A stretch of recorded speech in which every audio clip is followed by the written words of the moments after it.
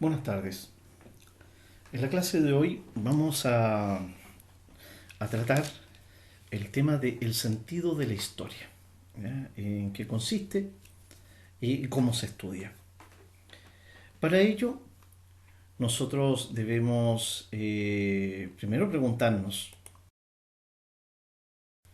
¿qué es la historia?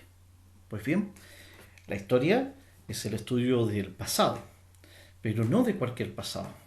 Es el estudio del pasado de la humanidad, desde que ésta aparece en el mundo, ¿ya?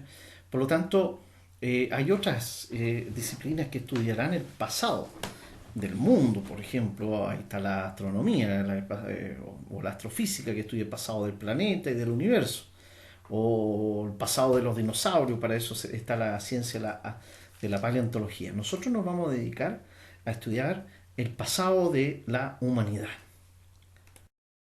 La humanidad tiene en algún momento un principio y desde ahí en adelante se ocupa la historia, los hechos y acontecimientos de esta humanidad desde que aparece hasta los días de hoy, ¿ya? Ahora, hay una percepción o una visión, o mejor dicho, una respuesta a la pregunta, bueno, ¿de dónde y cuándo surge la humanidad? Hay una respuesta religiosa, como es la que se plantea en esta imagen, donde el creador, un creador divino, como en el caso de la religión cristiana, Dios, crea el mundo y después crea la humanidad en la persona de Adán, ¿no?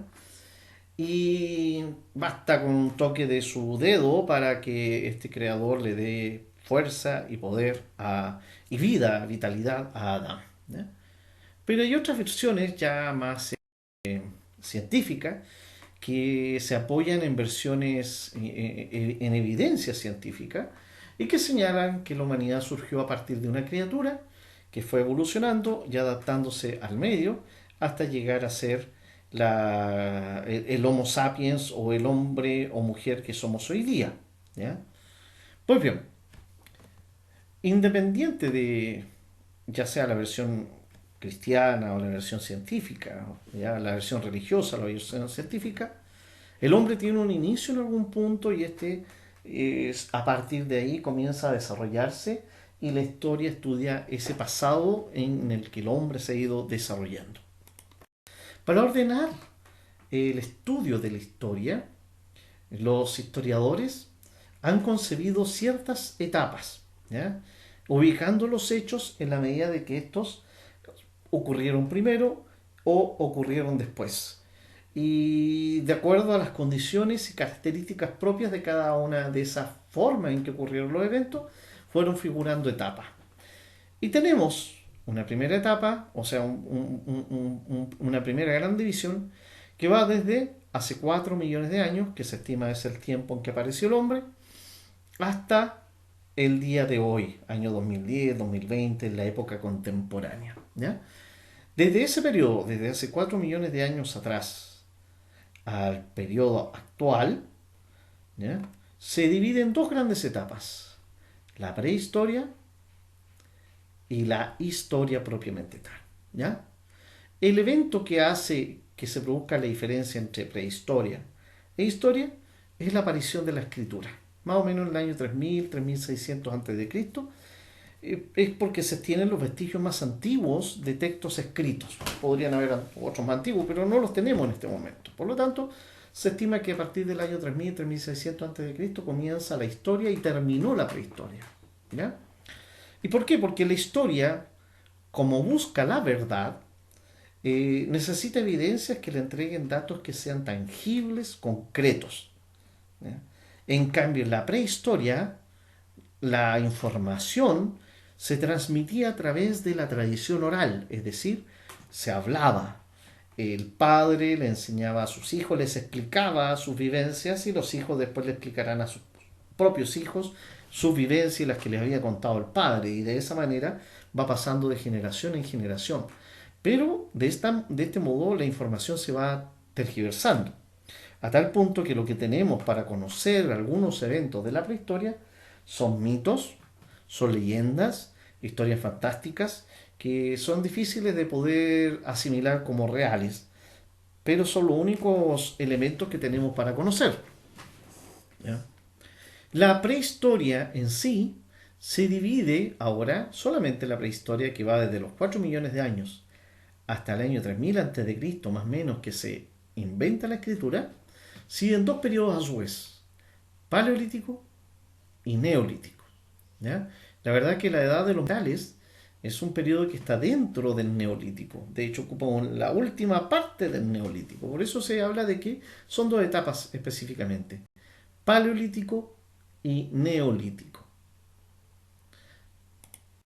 Veamos en qué consisten estos dos periodos. Bueno, paleolítico viene de las palabras latinas de paleo, que significa antiguo, y lítico de litis, que significa piedra, es decir, antigua piedra.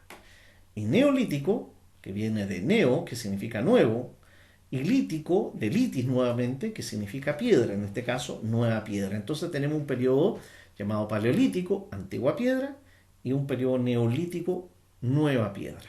¿Ya? El paleolítico parte en los 6.000, 2.500 millones de años atrás, 4 millones de años atrás. ¿Ya?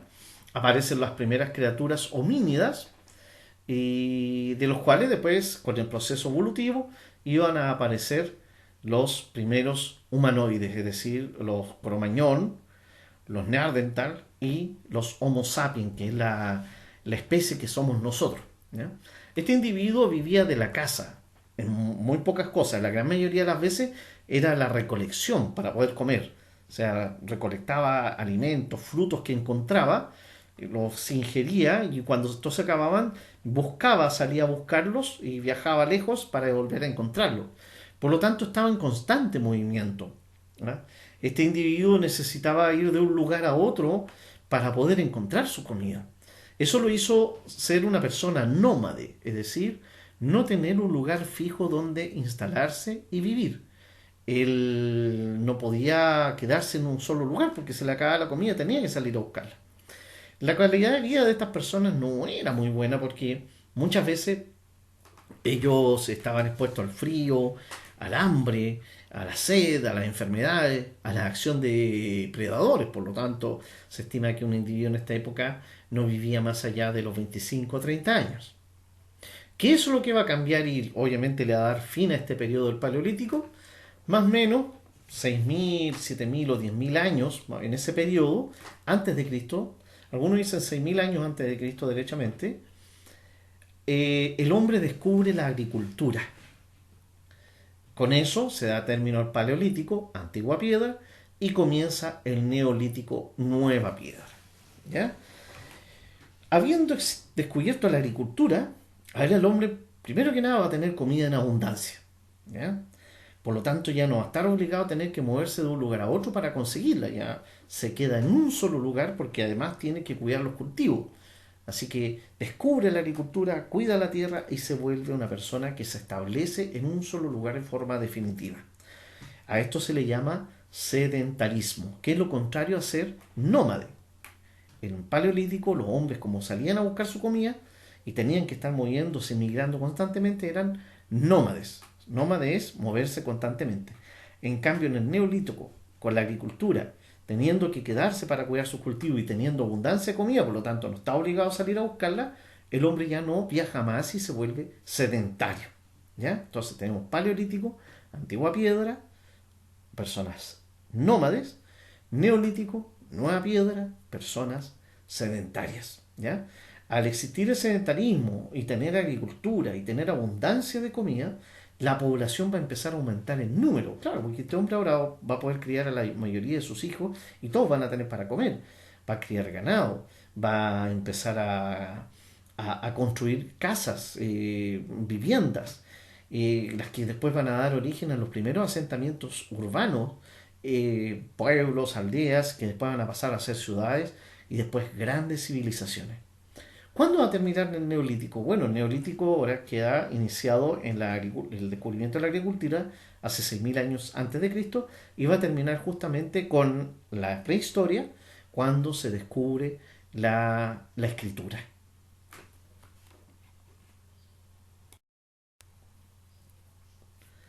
De este periodo de la historia que se divide al principio en la antigüedad, la época de los griegos, los romanos, los egipcios, después de la Edad Media, la época de los feudos, de los caballeros andantes, vamos a pasar después a la Edad Moderna, que es la que tenemos aquí enfrente, y la Edad Contemporánea.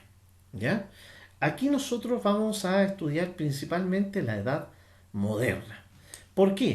Porque en la Edad Moderna europea se va a producir este gran evento que es el descubrimiento de América. Y eso va a llevar a que el mundo europeo, o el mundo conocido en ese momento, que era totalmente europeo, cambie radicalmente. Porque va a aparecer un nuevo mundo, va a aparecer América. Y este nuevo mundo va a estar influido y con presencia importante de tres grandes civilizaciones. La civilización maya, la azteca y la inca. Entonces cuando llegan estos primeros europeos de España, se van a encontrar con estas civilizaciones y se va a producir una mezcla, un sincretismo cultural, así se llama cuando se mezclan culturas, ¿ya? Pero se van a encontrar con un mundo totalmente distinto, nuevo y aparte del que ellos conocían.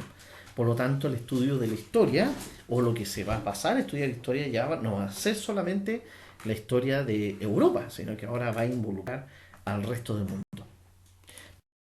También hay que considerar, ya en el caso más local, acá en Chile, en nuestro territorio, que cuando se produce el fenómeno del descubrimiento y la conquista a manos de Hernán Cortés y, perdón, de Diego Almagro y de Pedro Valdivia, nos vamos a encontrar con que nuestro territorio actual estaba lleno de diversas culturas, de diversos niveles de desarrollo, de diversos distintos idiomas, razas, costumbres, ritos, ¿ya? Cada cual mucho más especificado que el otro. Y por lo tanto, no es que se encuentre un solo pueblo, solo una cultura. En el norte vamos a tener los atacameños, los diaguitas, los aymaras, en la zona central los mapuches, picunches, huiliches, pehuenches, mapuches propiamente tal. En la zona austral vamos a encontrar esas culturas canoeras porque andaban en canoa en los fiordos del mar helado del sur. Los yaganes, alacalufes, patagones, Chelman, onas, ¿ya? Que lamentablemente ya no están entre nosotros, muchos de ellos, pero todavía persisten muchas de sus rasgos culturales en parte de nuestra identidad, porque nosotros estamos estudiando nuestra identidad. Cristóbal Colón, en su hazaña, que no supo nunca la verdad lo que hizo, se atrevió gracias a sus torpes y malos cálculos, ahí los vamos a entender, que él de hecho nunca supo que había descubierto un nuevo mundo, él pensaba que había llegado a otro lugar, pero gracias a esa hazaña es que la historia va a cambiar radicalmente. Una historia que obviamente va a estar plagada de abusos, el choque cultural entre españoles e indígenas va a ser un choque violento, un choque que va a diezmar a la población no solamente por la guerra, de hecho es lo menos que va a diezmar a la población. Esta población se va a ver diezmada principalmente por las enfermedades, como el caso de América, la zona norte de América del Sur, y como es el caso de los trabajos forzosos a los que los indígenas permanentemente fueron sometidos. Otro evento que va a provocar también la desaparición de muchas culturas nativas va a ser este fenómeno conocido como el mestizaje, que viene a caracterizar nuestra identidad. Hombres de raza blanca venidos de Europa se van a casar con mujeres nativas, indígenas, con los cuales van a tener hijos y esos hijos van a engrosar la casta de los mestizos. Si a América Latina se le puede dar algún tipo de identidad, es que la identidad de América Latina es que somos todos mestizos. No hay razas puras, ni siquiera europeos y ni siquiera aborígenes. Somos todos mestizos en la actualidad. Después, obviamente, los movimientos liberales que van a surgir en Europa van a pegar mucho acá, a tal punto que eso va a determinar que muchas de nuestras naciones se independicen y pasen a ser parte de naciones nuevas, independientes y soberanas, como el caso de Chile. Van a haber conflictos limítrofes por sustentar los recursos que, que queremos seguir explotando para obviamente nutrir nuestra economía y nuestro crecimiento nacional, como es el caso de la guerra del Pacífico. Hasta llegar a los días del siglo XX y los días actuales, donde vamos a encontrar un crisol de personajes que van a aportar en forma positiva, otras negativas, algunos van a hacer cosas magníficas, pero otros atroces, ¿ya? Pero que van a ser parte de nuestra historia, van a ser parte de nuestra identidad y van a ser parte de nuestro legado cultural. Así que bueno, a eso los invito durante este año. Y aquí les dejo la encuesta de autoevaluación y el teléfono para que me comuniquen vía WhatsApp cualquier duda que ustedes tengan. Y nos estamos viendo en otra ocasión.